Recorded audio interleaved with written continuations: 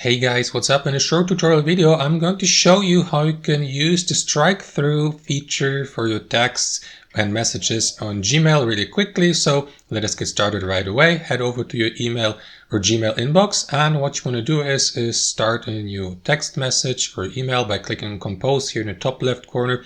That is going to open that window here in the bottom right corner with the new message. So here you may enter, for example, the recipient's email address, the subject below, and here in that box simply type in your message or email content. So guys, let me type in, for example, test123, test123, just for the sake of this tutorial. Now, if you'd like to strike through parts of your email text, like that one here, for example, test123, simply highlight it.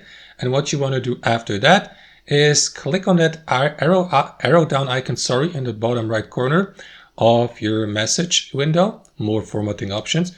And from that menu here, simply use the strike-through feature. Alternatively, use the shortcut Alt-Shift-5. Well, I prefer using simply my left mouse, so use the strike-through feature. And as you can see, that part of the text has been striken through. I don't know the word here, the exact expression. As you can see, it has worked properly, guys. So that's how it works in practice. Thanks for watching and have a fantastic day.